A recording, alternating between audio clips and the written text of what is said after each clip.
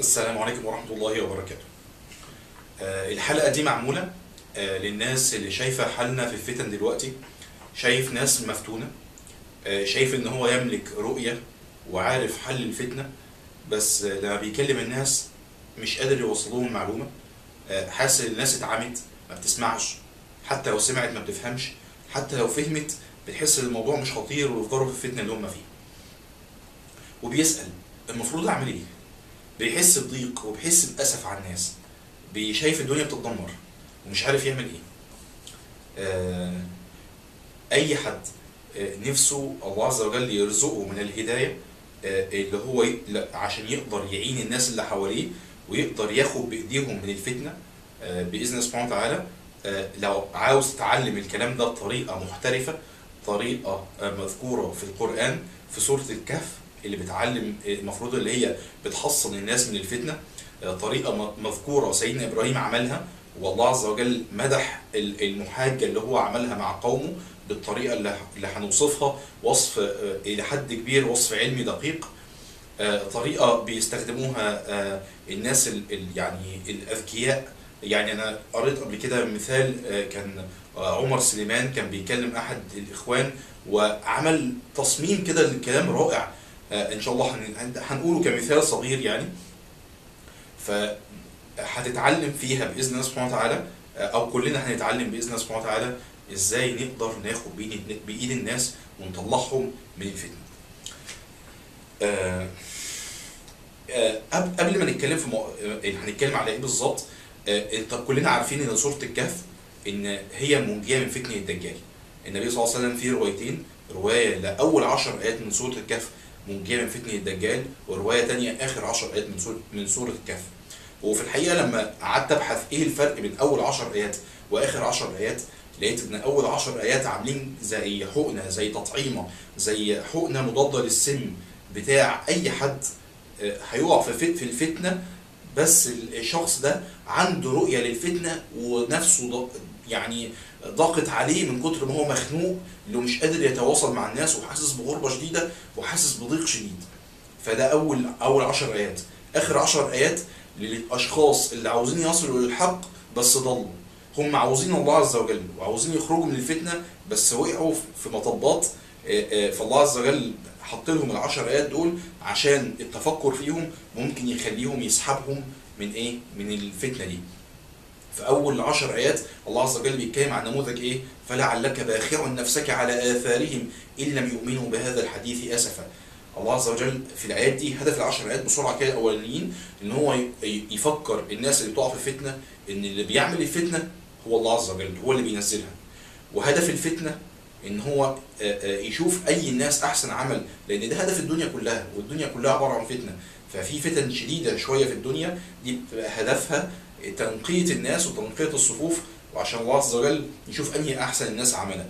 وفي نفس الوقت اللي يصبرك عليها ان انت اول حاجه تفتكر ان الدنيا دي كلها هتنتهي لايه؟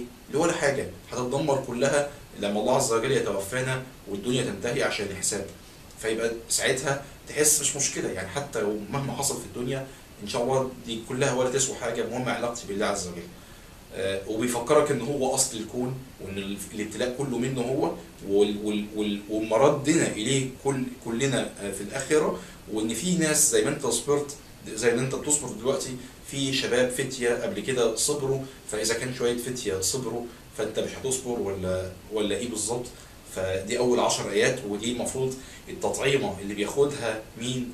اللي بياخدها الناس المدركه لطبيعه الفتنه، بس يعني نفسها تعباها جدا وحاسه باسف على الناس وحاسه ان الدنيا بتضيع. طب نعمل ايه؟ طب نعمل ايه؟ وعمالين يقولوا في كل فتنه بتحصل لعلها مهلكتي لعلها مهلكتي.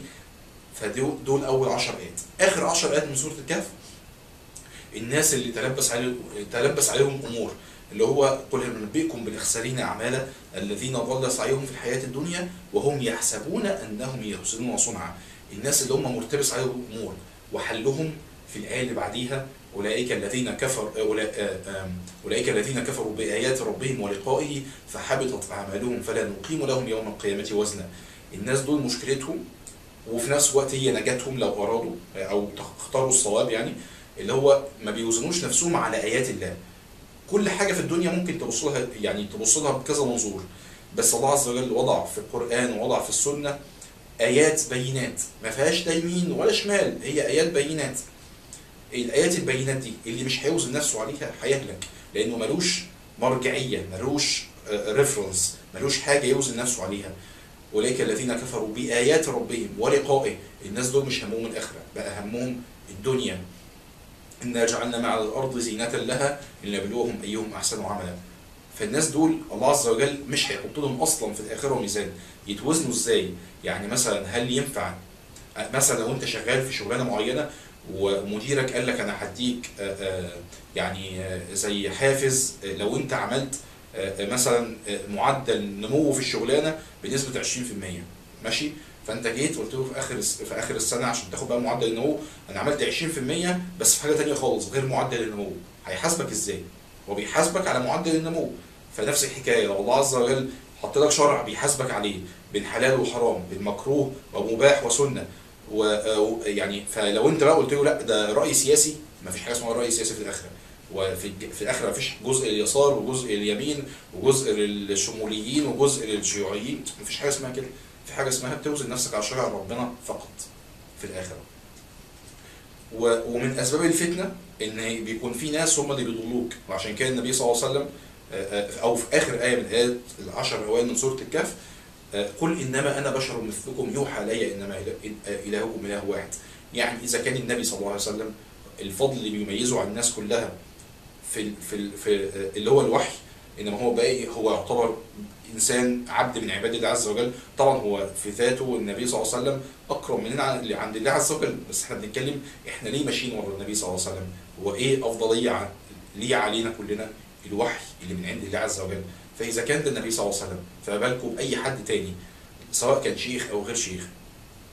اي حد شيخ ماشي، عالم ماشي، قول لنا العلم اللي عندك، مش تقول لنا اعملوا كذا، تقول لنا والله الله عز وجل في المساله الفلانيه ادي في نص اهو القران وادي نص اهو من السنه وادي الائمه اللي هو فسروا النصوص بالطريقه 1 2 3 4. انما انت كشخص مالكش ان انت تقول اعملوا كذا وخلاص، لا، في الاخر لازم ترجعنا لله عز وجل بالايات والسنن للوحي تاني. فده كده مقدمه. المقدمه دي هتفيدنا بعد كده هنخش فيها في الاعتقادات وازاي نقدر نخرج الناس من الاعتقادات الفاسده. دلوقتي احنا هنتكلم عن ايه في الحلقه دي؟ هنتكلم عن عمليه الاعتقاد، يعني ايه اصلا حد بيعتقد في معلومه.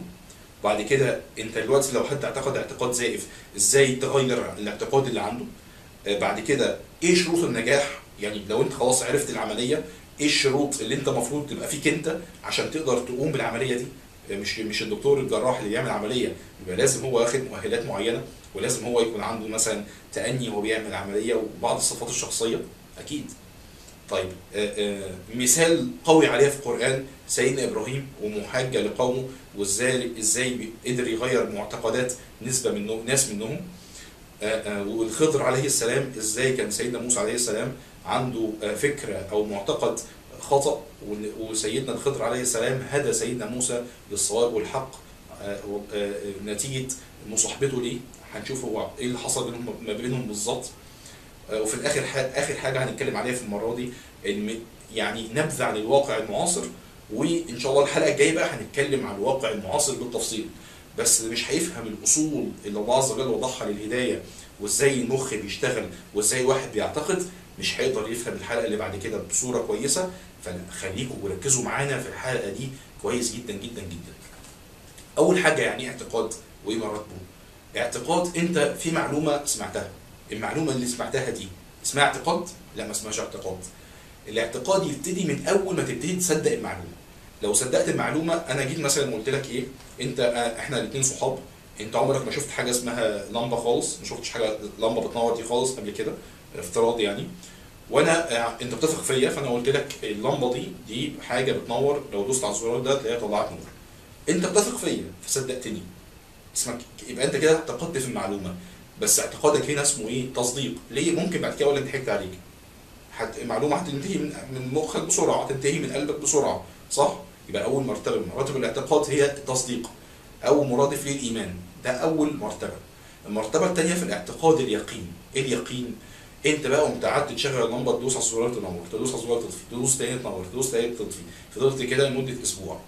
فيتولد في قلبك التصديق، هيتحول ليقين. اليقين هو عباره عن تصديق بس تم ممارسته، تم تكراره، خد فتره من الزمن فتحول ليقين. يبقى ده تاني مرتبه. المرتبه دي بتتميز بايه؟ بتتميز ان حصر المعلومه اللي في العقل ترسخت في الفؤاد، بقى ليها ظل في الفؤاد، ثبتت، توغلت، كانها داخل مسكت قلبك كده وقعدت تخش جواه. خلاص بقت انت عندك يقين بيها، تقسم بالله العظيم ان انت لو دوست على الزرار ده اكيد اللمبه هتنور. صح؟ طب المرتبه الثالثه مرتبه العقل، ومرتبه الادراك، ومرتبه حاطط المعرفه. ايه المرتبه دي؟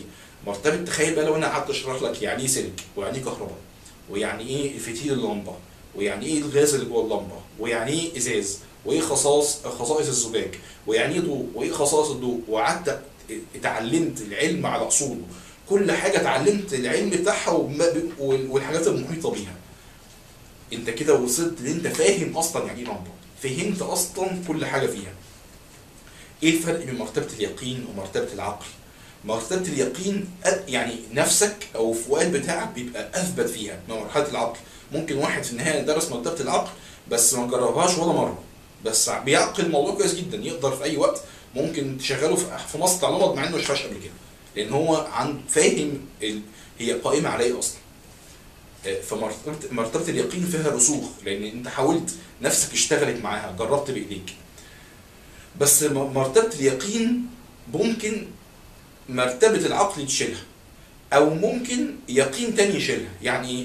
يعني تخيل بعد ما اول اسبوع قلت لك ده انت تدوس على الزرار ده اللمبه وتولع، خلاص، جه بعديها بعد الاسبوع ده قعدت شهر الناس كلها اللي حواليك يقول لك يا ابني انت كنت بتحلم اصلا، الكلام انت بتقوله ده كذب وما يخشش مخ حد.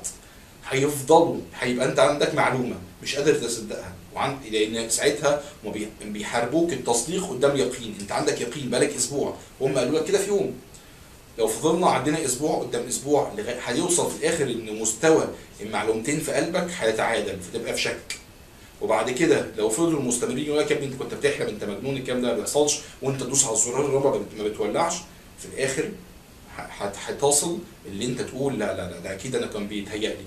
لان اليقين يضيعه يقين، انما العقل ايه اللي يضيعه؟ واليقين لو انا جيت اقول لك لا لا ده انت مش واخد بالك، ده هو في لعبه معينه زي الساحر كده بيعمل حاجات، لعبه معينه اتعملت عليك، بس مش في الحقيقه اللمبه دي ما بتولعش نتيجه ان انت بتدوس على الزرار، ده نتيجه حاجه ثانيه خالص، مثلا في جن مثلا وقدرت اثبتها لك عقلا مثلا يعني في النهايه ممكن العقل ده يشيل ايه؟ اليقين. يعني اقوى مراتب الاعتقاد العقل، مع ان ممكن النفس فيها ما تبقاش متوغله قوي، انما مرتبه اليقين هي المرتبه اللي هي ايه؟ تتميز ان النفس فيها بتكون عاليه قوي، انما العقل مش قوي. التصديق هو اقل المراتب. تمام؟ ده عمليه الاعتقاد. اهميتها ايه؟ اهميتها بقى لما تيجي تقول طب انا عاوز اغير الاعتقاد، ايه اعمل ايه؟ اول حاجه الفتنه دايما في الغالب ما بتقعش لا في مرحله التصديق ولا في مرحله العقل غالبا. يعني ليه؟ لان مرحله التصديق مرحله هينه، فازاي فتنه؟ الفتنه دي يعني انت شايف حاجه، مؤمن بحاجه، حاجه بتدفعك لكده، فدي مش مرحله تصديق خالص. وفتنه برضه مش مرحله العقل. الفتنه مع العقل ازاي؟ ده الفتنه اصلا بتيجي عكس العقل. لو واحد فاهم الحاجه او بيتناقش بدون ما يبقى هو نفسه داخله في الموضوع قوي وبيتخانق عليها، مفيش فتنه. الفتنه في الغالب بتكون عند مرحله اليقين. مرحله اليقين هي اللي بيحصل فيها الفتنه، اللي حاجه انت مش فاهمها كويس بس عندك اعتقاد جازم من جواك ان الحاجه دي مظبوطه وعمال تتخانق عليها. فيبقى انت لما تيجي تعالج حد في الاعتقاد زائف، اعرف ان هو في الغالب في مرحله اليقين. مرحله اليقين دي الناس بتوصل لها ازاي؟ بتوصل لها عن طريق ان هو مثلا يكون في المجموعه اللي فيها دي مثلا بيعبدوا اصنام، بيعبدوا شيخ، بيعملوا اي حاجه. المجموعه دي كلهم مثلا يلاقي ايام زمان في الاصنام يلاقي ابوه بيعبد الصنم وامه بتعبد الصنم، يحتاجوا حاجه يقول له روح ادعي للصنم، يحتاجوا حاجه ثانيه طب نذبح للصنم، يحتاجوا حاجه ثالثه طب نعمل كذا للصنم. فبيتولد جواه يقين جازم ان الصنم ده بيضره وبينفعه. يبقى المجموعه اللي حواليك هي اللي بتولد عندك اليقين ده. دي حاجه. تاني حاجه الاعلام. الاعلام اكذب ثم اكذب ثم اكذب حتى يصدقك الناس، وثم اكذب ثم اكذب ثم اكذب حتى يوقن الناس يعني بكذبتك انها صدق. فالتكرار الاعلامي ده بيولد يقين. اخطر حاجه في اليقين في الزمن المعاصر هي النتائج الزائفه. يعني ايه؟ مثلا الشيطان يوحي لاوليائه ان هم يعملوا لعبه قذره في الاعلام، ان هو مثلا يقول ايه؟ في اسرى عند اسرائيل، الاسرى دول اضربوا على الطعام وفي ناس منهم ماتوا، فاليهود استجابوا لمطالبهم ولبوها. مره في الثانيه في الثالثه، فيتولد عند الناس يقين ان من اساليب الجهاد والتغيير ان اقتل النفس بالاعتصام بالاضراب عن الطعام، فيحدفوا الناس في جهنم وهم فاكرين ان هم بيروحوا الجنه. هي اسلوب غير مؤثر بالمره، بس هو بيتعمل له شو اعلامي لغايه ما يولد عند العامه يقين اللي بيعملوه ده جهاد بيؤدي بيهم للجنه مش انتحار بيهدفهم في الجنه. ده من نماذج اليقين في الاعلام دلوقتي. من نماذج اليقين اللي هو بيديك نتائج مزيفه، ففي النهايه تؤمن ان الاسباب كانت حقيقيه. يعني مثلا يجيب لك الاثنين دول هم في الحقيقه اصحاب، بس يعمل بينهم يعني خناقه في الاعلام مره في الثانيه في الثالثه، فيتولد عندك يقين الاثنين دول اعداء مستحيل يكونوا اصحاب. حاجه ثانيه، يعمل لك اثنين كانهم اعداء وبيتخانقوا وهم بينهم وبين بعض عمالين يعملوا اتفاقات، وكل واحد في النهايه يروح للناس بتوعه يقول لهم شايفين ده انا انتصرت في الحرب دي، من الاخر ما كانش ده حرب ولا حاجه، والموضوع كله شو اعلامي بيولد عند الناس يقين زائف، وبعد كده بيبنوا عليه. واللي يملك اداه الاعلام يملك ان هو يعمل يقين زائف عند الناس. والفتره اللي احنا فيها دي هي اخطر فتره على مستوى التاريخ كله، لانك انت بتحارب العقل بيحارب، انت بتحارب بعقلك وبالهدى وكتاب الله عز وجل والادله والبينات اليقين، واليقين صعب جدا تغيره، بس يتغير بهدى من الله عز وجل. هنشوف ازاي. طيب لما تيجي تغير الاعتقاد تعمل ايه بقى؟ واحد عنده اعتقاد زائف، حاجه موجوده في قلبه متوغله وليها وجود. لو انت جيت تبني في نفس المكان حاجه، يعني في بيت، انت جيت تبني بيت في نفس المكان من غير ما تهدم البيت القديم، تعرف تبنيه؟ لا. يبقى اول مرحله في البناء عشان تبقى مركز، عشان واحد عنده اعتقاد زائف ما تروحش تقول له ايه؟ تعال مشرح لك وتقعد تقول له معلومات معلومات معلومات معلومات معلومات. لا لا لا، كده انت غلطان، كده انت مش محترف. انت دلوقتي بتتعلم ازاي تبقى محترف في تغيير الاعتقادات الزائفه. فرقم واحد لازم الاول تشخص الاعتقادات الزائفه عنده ايه. تشخص دي معناها ايه؟ لازم تسمع منه كويس، مش تتكلم، تسمع منه كويس وتقعد تساله عن اراءه واحد والتاني والتالت لغايه ما يتكون عندك رؤيه هو ايه المشكله عنده، هو الاعتقاد الفاسد فين عنده. خلاص انت بقى عندك رؤيه، شخصت. بعد ما تشخص هتروح تغير الاعتقاد الفاسد ده. تعمل ايه؟ تقوم رايح الاعتقاد الفاسد مكسره، هنقول ازاي. وبعد كده تنظف وتديله مسكن طبعا يعني وانت من اول عمليه تديله مسكن عشان ما يتوجعش، وبعد كده تقوم تبتدي تبني اعتقاد مظبوط. يعني ايه بقى تكسر الاعتقاد الفاسد؟ اول حاجه لازم تحدده الاول. فتحدده ازاي؟ تقوم تتكلم عن الاعتقاد الفاسد كانه حقيقه وكانك انت مؤمن بيها معاه. تعال نتكلم على نموذج بسرعه، المفروض كنت مأجله بس نتكلم عليه دلوقتي عشان يبقى المثال حي وظاهر. سيدنا ابراهيم عاوز يكسر اعتقاد فاسد عند الناس. عمل ايه؟ قال هذا ربي على النجم وعلى الكوكب وعلى الشمس. يبقى هو في الاول قال لهم تعالوا ادي الاعتقاد الفاسد اهو، انا عاوز امسكه الاول. فامسكه ازاي؟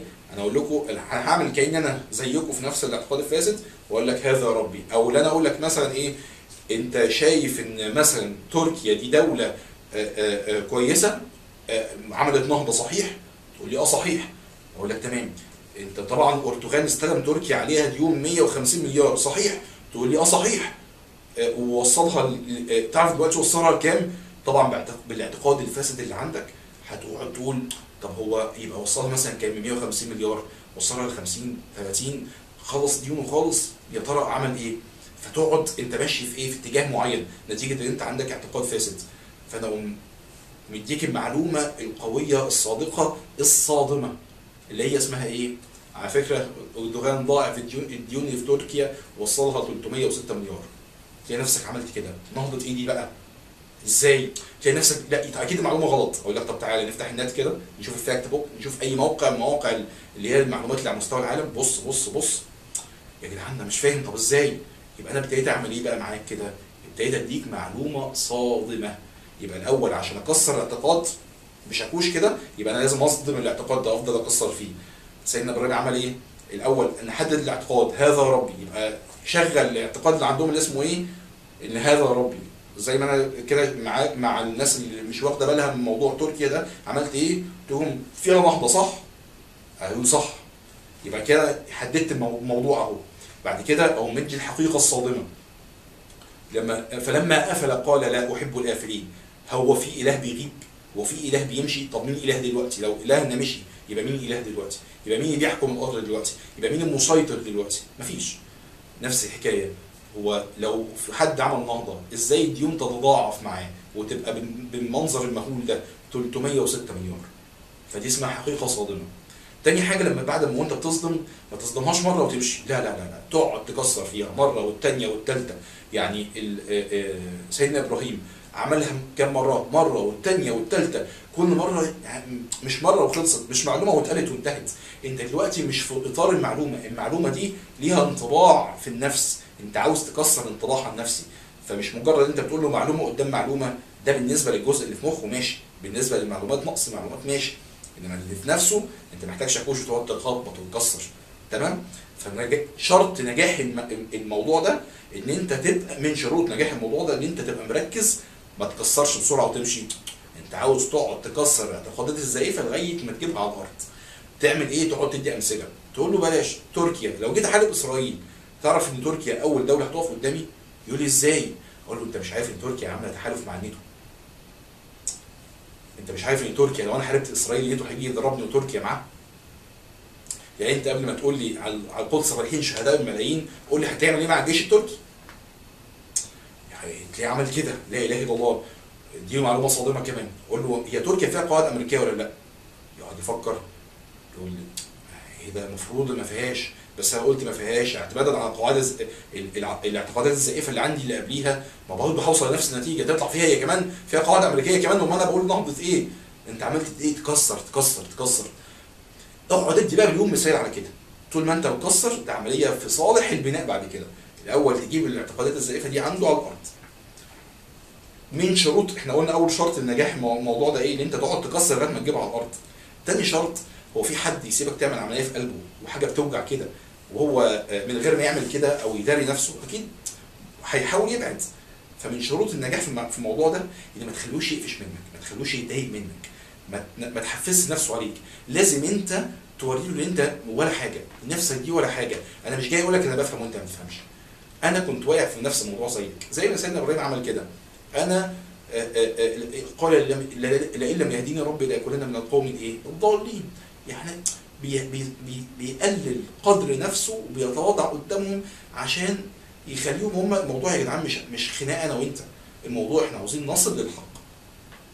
فده من شروط النجاح في الموضوع ده، اللي انت ما تحفزش اللي قدامك نفسيا ضدك، لا لازم الاول توري له ان انت عادي، انا كنت واقع في نفس الموضوع زيك لو انت كنت كده فعلا، وموضوع الناس كلها ممكن تقع فيه.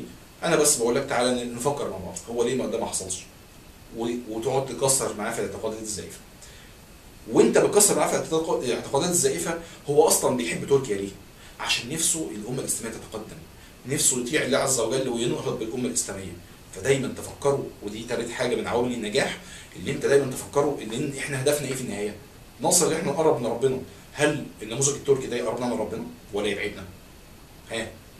فتلاقيه انت دايما بعملت يعني بتوعظه، بتقول له طب احنا الافضل نجاهد ونثبت، نجاهد مش مع قصدي بس نمسك سلاح ونعمل زي الجيش ونحارب، لا انا قصدي نقف قدام التيار، نجاهد قدام التيار، نعمل مجهود، مش نصرف فلوس ونبعزقها وخلاص.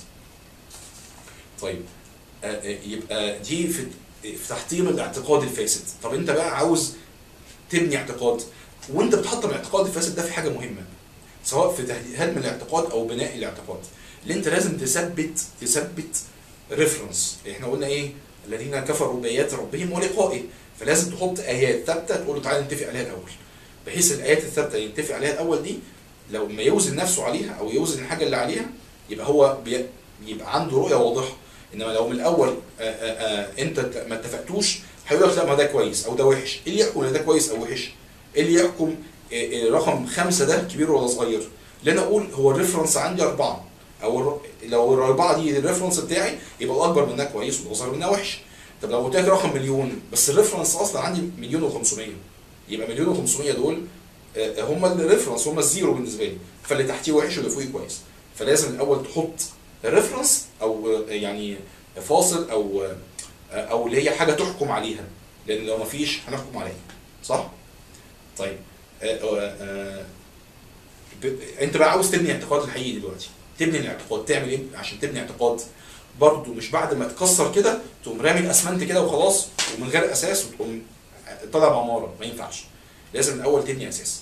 تبني اساس دي معناها ايه؟ كل معلومه في الدنيا قائمه على اصول معينه.